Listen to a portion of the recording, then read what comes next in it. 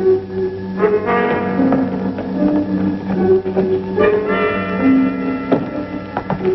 there.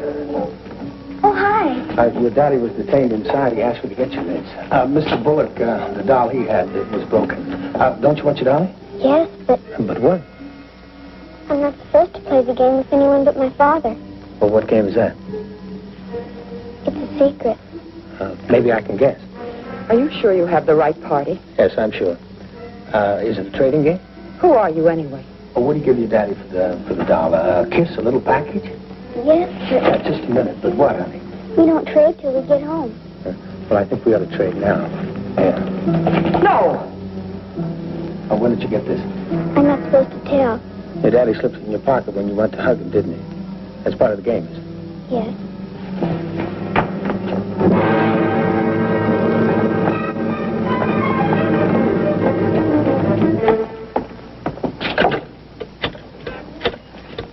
This is Charlie. There's a dame in a nurse's uniform running out to the front entrance. Hold her for questioning. Okay. Well, there you are. Mister, you've just saved the United States government about $10,000 worth of revenue. Oh, he saved a great deal more than that. What do you mean? It just can't be explained in terms of money. Come on, I'll help you make the arrest. Well, you can go home to your Aunt Peavy now. I can? Now, don't you want it? Of course, but shouldn't I tell my daddy first? Well, I'll see that he knows. Are you a friend of his? I'm a friend of your mother's. Then you're a friend of mine. Bye. Goodbye. Goodbye, Mr. Diamond. And thank you very much. Come on. And she was back where she belonged. The tough part was that one day she'd find out what kind of a guy her old man was. Well, anyway, she'd know something that few women ever learn. That is to beware of a man bearing costly gifts.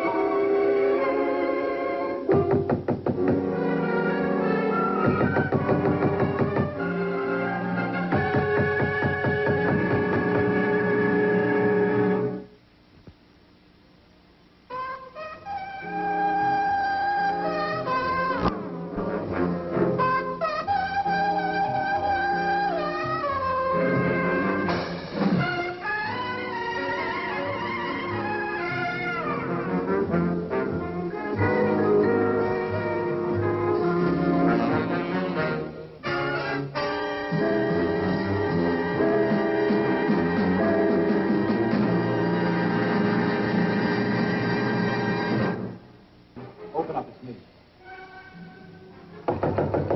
Elaine, please, open up.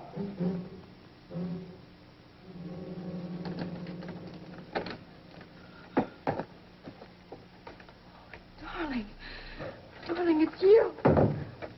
Honey, why did you run away? Why, Elaine?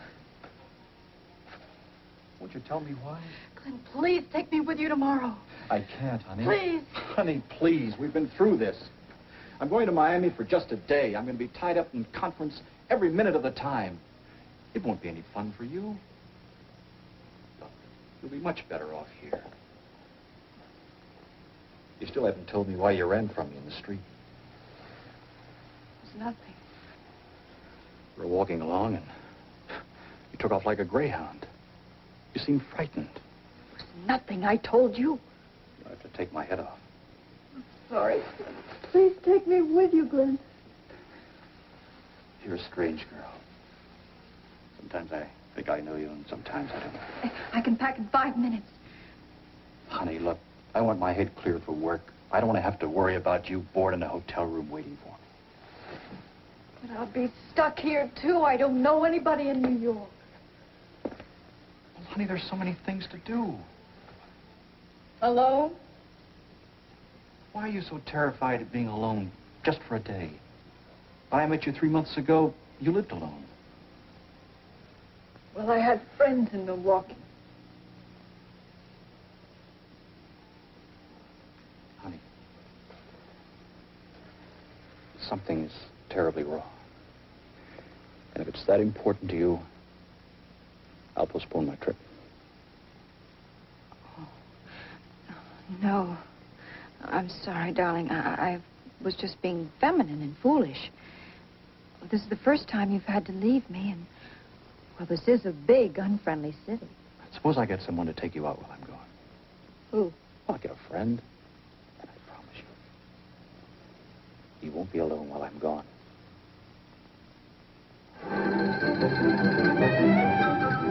As any tourist guide will proudly tell you, New York has the tallest buildings, the swankiest offices in the world. Well, naturally, they're not talking about my office. But then I have my own wash basin, and I get the same brand of water they serve in the Waldorf. My business, you gotta keep down the overhead. That's why I have no carpet, no waiting room, and no secretary. I debated whether it wouldn't sound more impressive if I let the girl at the phone service get it. But then she never answered before the fourth ring, and it was much too early in the morning to listen to the jangling of a phone bell. Hello? Yeah, it's Richard Dam. What can I do for you? Well, Mr. Carpenter, I'm pretty busy right now. No, I think I can squeeze you in. Yeah, come right on over. Yeah, talk about weird assignments. Now, this guy Carpenter walks into my office and says, take my wife out tonight. Now, this job looked like a ball. The one thing that was really strange, he asked me to pose as a friend. Who might argue with $100 a day in expenses? Well, what do you think about nightlife? Oh, it's very interesting. There's only one city for me, and this is it. You know what they say, don't you? Every place outside of New York looks like Connecticut. I'm doing all the talking. I'm beginning to hear my own echo. Oh, I'm sorry, Mr. Diamond. I don't talk much. I'm not good company. I'm not complaining. Are you in advertising, too? No, I'm what you might call a counselor in social relations. Well, how long have you known Glenn? Since the war. You're originally from Milwaukee, aren't you? No. That's where you met Glenn, wasn't it? Sort of a whirlwind romance? I'd like to dance. My pleasure.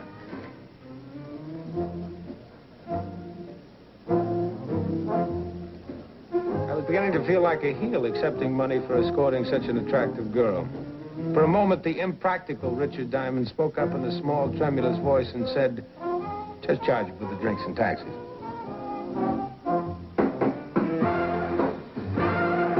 Elaine! Elaine! Waiter.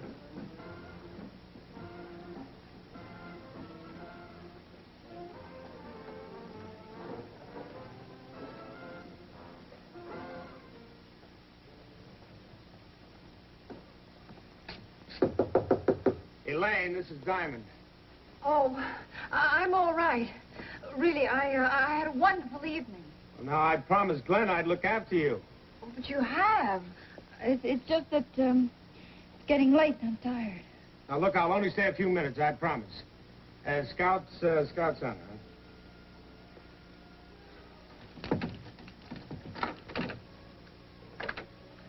Really, Mr. Diamond, there's no need for you to be upset now. I get these dizzy spells, and, well, I've had them since I've been a little girl, and all I do is lie down, and they pass. Well, did you see something in the restaurant tonight that brought on this dizzy spell? Oh, I suppose it was stupid of me to run away, but, well, I didn't want to cause a scene in a public place. Well, is there anything I can do? No, nothing. I'm just a very moody girl, Mr. Diamond. You thought of doing anything about these moods? Like what? Like seeing a doctor? You mean a psychiatrist? That's what you mean, isn't it? Well, no, I didn't say that. Well, that's what you're thinking. You think I should be put away, too. Well, who else thinks that? Oh, I'm so sleepy. I really would like to go to sleep. Okay. You sure you're going to be all right? Don't open the door. Don't let them in. Tell them I went away. Well, tell who? Don't open the door, please.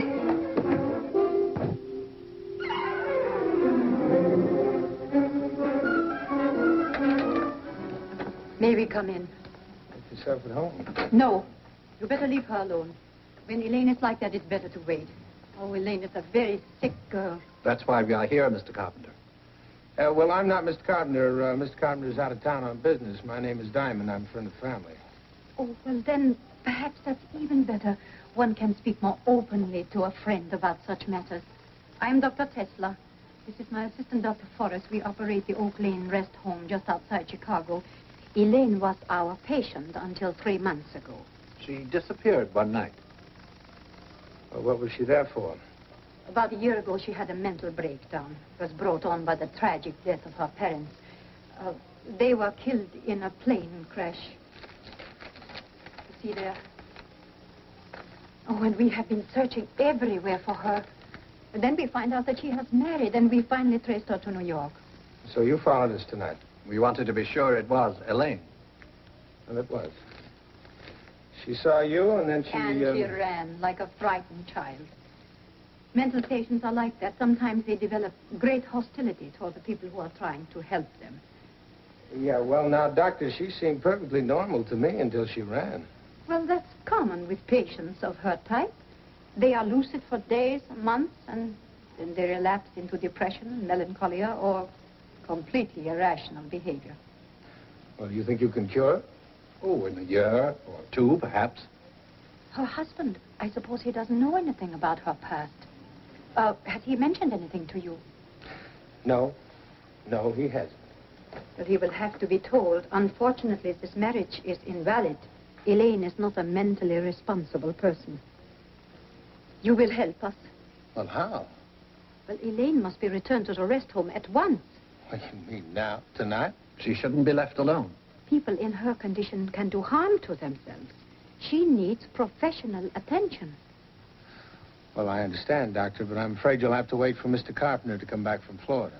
Well, surely he would want her to have the best treatment. Oh, I'm only asking for the sake of the girl. We know how sick she is. Well, Mr. Carpenter will have to decide that. We have the authority to take her back. You'll have to wait for her husband. It may be dangerous to wait. I'm sorry.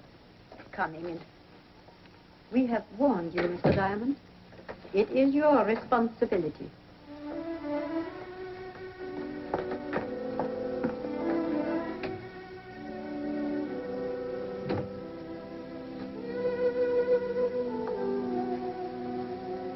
Who were those rude people? Well, they said they were your doctors. Dr. Tesla and a friend. I never heard of them. Well, then why did you hide? I'm not used to being questioned. I said I never heard of them before. Never.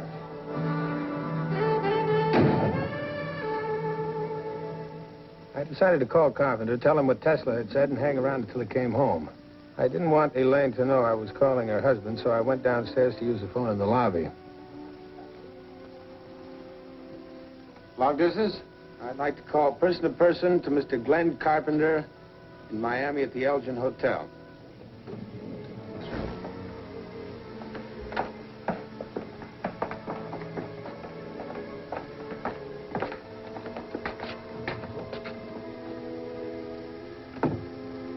She has locked herself in. Have you the pass key? Well, yes, ma'am, but I just can't We give... are Mrs. Carpenter's doctor. She is very ill. She might do violence to herself. Do you want to be held responsible? Well, no, ma'am, but I just can't give... Perhaps this will help you decide. You're the doctors.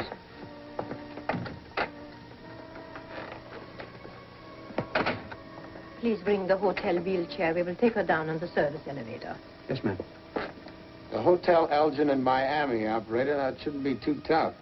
I'm sorry for the delay, but there's a convention in town, and all the lines to the Hotel Elgin are busy. Would you like me to keep trying and call you back? Yeah, I would.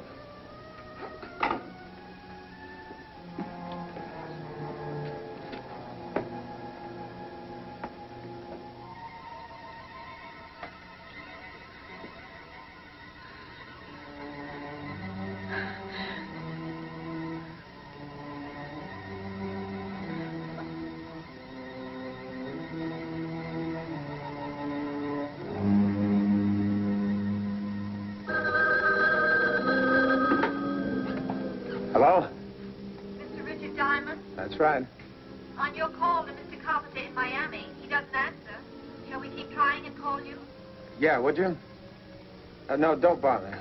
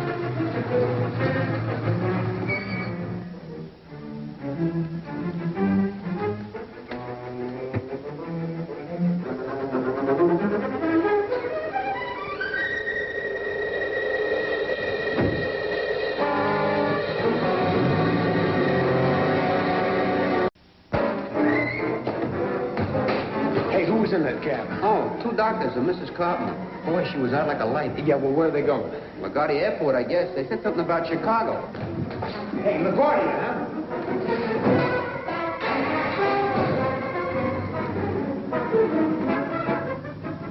Flipsville.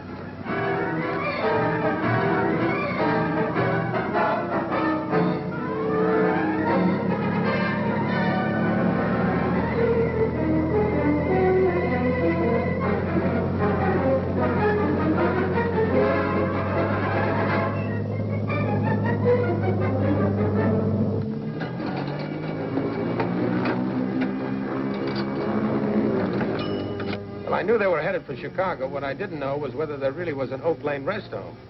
Hello, I'd like the phone number of the Oak Lane rest home in Chicago, please. Just a moment, sir. I'll have to check it with Chicago information.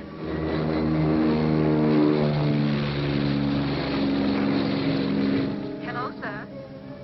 The number is Whitehall 48598. Would you like me to place the call now? No, thanks, operator. Gotta catch a plane. Bye.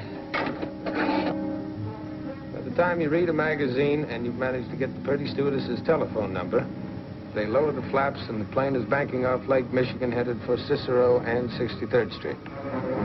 Chicago's a big town, but Dr. Tesla had given me her card, the Oak Lane rest home. And since I had no other lead, I decided to check it out. Wait for me. It's an incredible story, Mr. Diamond. Fantastic and incredible. It's true Elaine Woodard has been a patient here for over a year, but all that time she hasn't been out of her room except for therapy. As for her getting married and moving to New York, that's absurd. afraid you've been the victim of a hoax, Mr. Diamond. Well, the idea had crossed my mind, Dr. Norton. You say the names Tesla and Force mean nothing to you at all? Absolutely nothing. But Elaine's parents were killed in the plane crash, and she did suffer a nervous breakdown. That's the only part of the story that is true. Oh, here we are.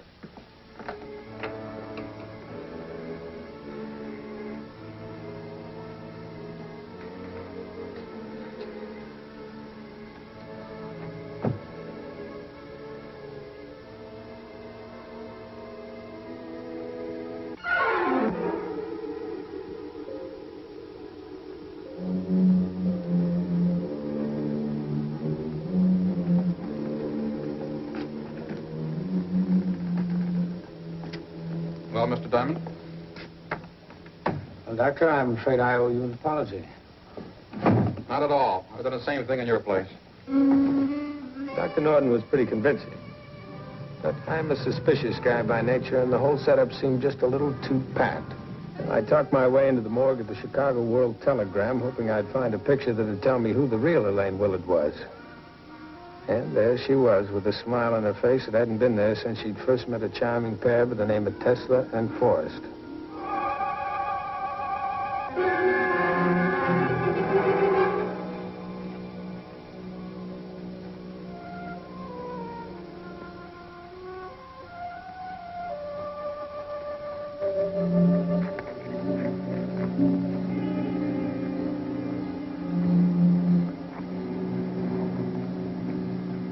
A smart guy would have gone back to New York, told the whole sad story to the girl's husband, and left him carrying the ball. I wasn't smart, I was sore.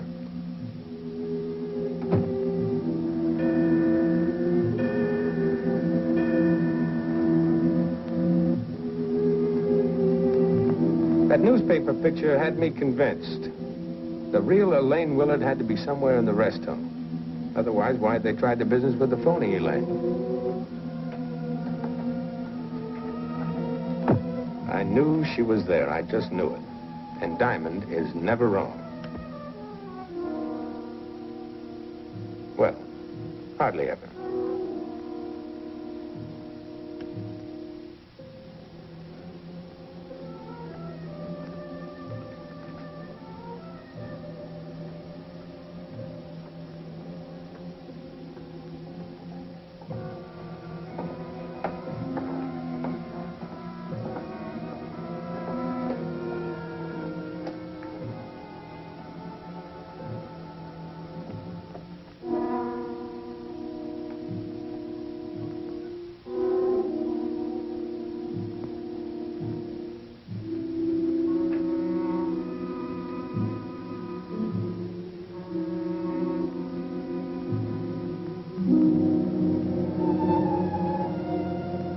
Elaine's injection, isn't it? I'll see to it. Is there anyone else? No, that's the lot.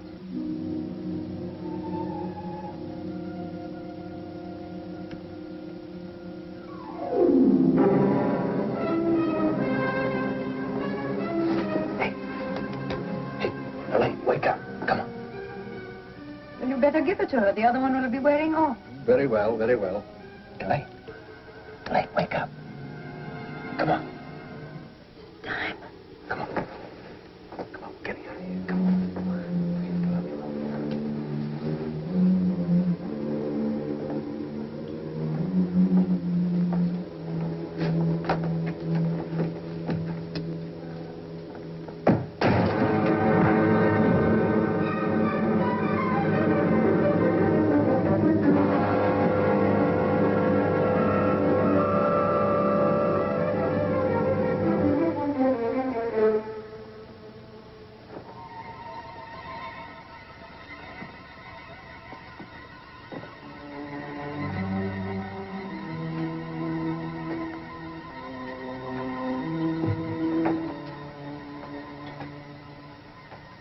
They tried to pass her off as you. Who is she?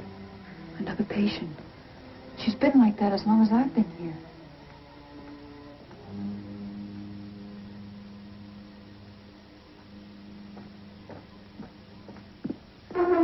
Dr. Forrest! Mr. Willard! Mr. Willard! Mr. Willard, come quickly. Elaine is gone, and Dr. Forrest has been attacked.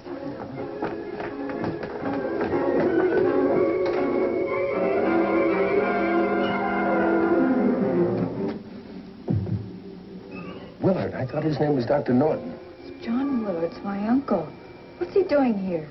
Well, give me one guess. He's the executor of your parents' estate, right? Now, listen to me. This is important. Can you make it alone for a few minutes? I guess so. There's a phone across the hall. You go over there and phone the police. You understand? I'm going to pay our neighbors a visit. Come on.